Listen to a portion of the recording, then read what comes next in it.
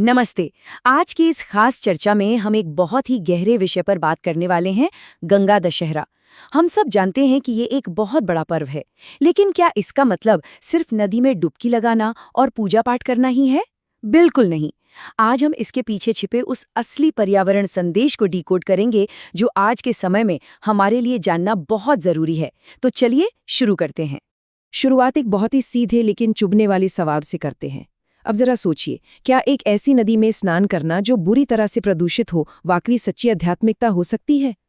मतलब क्या सिर्फ पानी में एक डुबकी लगा लेना ही काफी है, जबकि वो पानी जहरीला हो चुका हो? यही वो सवाल है जो आज हमारी इस पूरी बातचीत की नींव रखने वाला है। तो सबसे पहले आते हैं हमारे पहले भाग पर, नदी, जो असल में हमारी पृथ्वी की जीवनधारा है। इसे जरा इस तरह से समझिए, जैसे हमारे शरीर के अंदर खून दौड़ता है और हमें जिंदा रखता है, ठीक उसी तरह नदियां इस पूरी पृथ्वी के शरीर की नसें हैं। सीधी सी बात है, अगर नदियां रुक गई या उनमें जहर घुल गया तो सिर्फ पानी ही खराब नहीं होता, बल्कि हमारा पूरा समाज और हमारी चेतना दोनों ही गंभीर रूप से बीमार पड़ जाते हैं। और देखिए, ये कोई आज की नई बात नहीं है। हमारे प्राचीन वैदिक दर्शन में प्रकृति को हमेशा से एक परिवार की तरह ही देखा गया है। ऋग्वेद में बहुत ही स्पष्ट रूप से कहा गया है कि जल माताएं हैं जो सभी को जीवन देती हैं। ये सिर्फ एक वाक्य नहीं है, बल्कि एक साफ चेतावनी है कि अगर हम अपनी इन माताओं का शोषण करेंगे तो हम सीधे सीधे ब्रह्मांड के नियमों को तोड़ रहे होंगे। अब यहाँ से हम बढ़ते हैं अपने दूसरे भाग की तरफ, 10 आधुनिक विकार और दशहरा की एक बिल्कुल नई परिभाषा। दशहरा का मतलब ही होता है 10 विकारों यानी बुराइयों को खत्म करना। लेकिन आज के समय में नदी को गंदा करने वाले असली विकार क्या हैं? देखिए, लोभ, जरूरत से ज्यादा उपयोग, ये प्लास्टिक का कचरा, फैक्ट्रियों का केमिकल, हमारा अज्ञान, प्रकृति से हमारा पूरी तरह से कट जाना, पानी की बर्बादी, सिर्फ दिखावे का धर्म, हमारा स्वार्थ और अपनी जिम्मेदारी से भागना।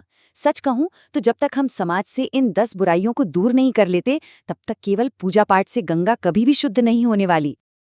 और यही बात हमें ले आती है हमारे तीसरे हिस्से पर, आस्था का विरोधाभास, जहां हमारी भक्ति और प्रदूषण आमने सामने खड़े हैं। अब जरा इस नंबर पर गौर कीजिए, 11,000 लीटर। जी हां, हाल ही में एक अनुष्ठान के दौरान इतना दूध नर्मदा नदी में बहा दिया गया था। ये नंबर अपने आप में एक बहुत बड़ा विरोधाभास दिखाता है कि आज हमारे आयोजनों का पैमाना कितना विशाल हो गया है और उसका हमारे पर्यावरण पर कितना भारी दबाव पड़ रहा है। चलिए थोड़ा इसके पीछे के साइंस को भी समझ लेते हैं। जब हम दूध या फूलों जैसी चीजें पानी में डालते हैं तो वो नदी में बायोलॉजिकल ऑक्सीजन डिमांड यानी बीओडी को बहुत ज्यादा बढ़ा देते हैं। आसान भाषा में कहूं तो इससे पानी के अंदर का ऑक्सीजन कम हो जाता है और एक ऐसा जहरीला माहौल बन जाता है जो नदी में रहने वाले जीवों का ही दम घोट देता है। मतलब जिस जीवन को नदी पाल रही है वो ही खत्म होने लगता है।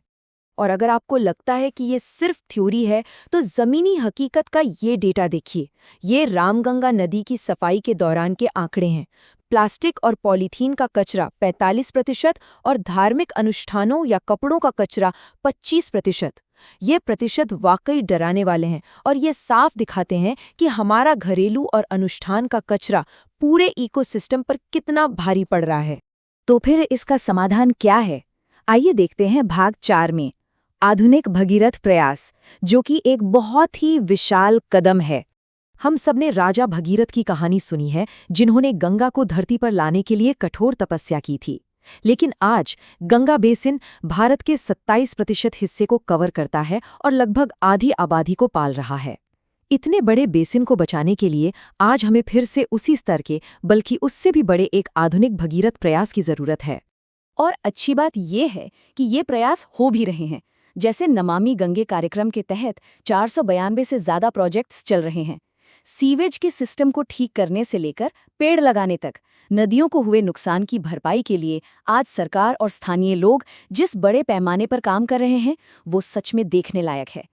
तो इस पूरी बात का सार ये है कि आज का भगीरथ प्रयास जंगलों में बैठकर तपस्या करना बिल्कुल नहीं है। आज की तपस्या है नदियों की सफाई करना, बारिश के पानी को बचाना, खूब सारे पेड़ लगाना और सबसे जरूरी प्लास्टिक का इस्तेमाल कम करना। यही आज के समय में हमारे पर्यावरण को बचाने के असली और व्यावहारिक कदम हैं। और यही हमें हमारी चर्चा के आखिरी और सबसे अहम पड़ाव पर लाता है। भाग 5, वास्तविक धर्म, जहां नदी को बचाना ही सबसे बड़ी पूजा है। देखिए, एक बहुत ही गहरी बात है।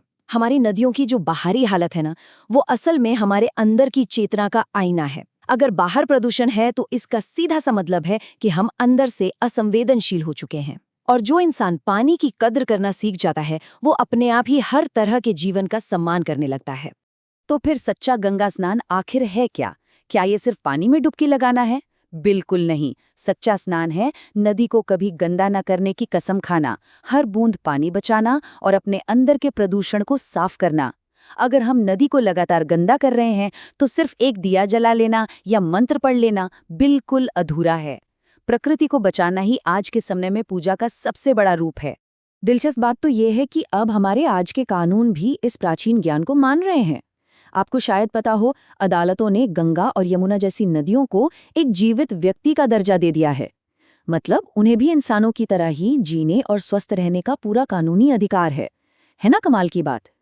अब जैसे जैसे हम इस चर्चा के अंत की ओर बढ़ रहे हैं, मैं चाहूंगा कि हम सब इस बात को गहराई से महसूस करें।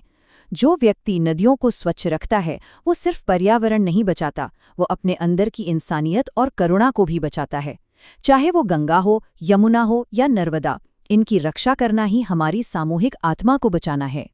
तो आज के इस विश्लेषण को हम एक सवाल के साथ यहीं छोड़ते हैं। क्या हम पानी को सिर्फ इस्तेमाल करने की चीज मानते रहेंगे, या फिर इसे अपने भविष्य की एक जीती जागती सांस लेती विरासत के रूप में सम्मान देंगे? गंगा दशहरा की असली जीत पूरी तरह से उन्हीं के हाथों में है जो इन पवित्र जीवन धाराओं को बचाने के लिए तैयार हैं। आज हमारे साथ इस खास चर्चा में जुड़ने के लिए आपका बहुत बहुत धन्यवाद।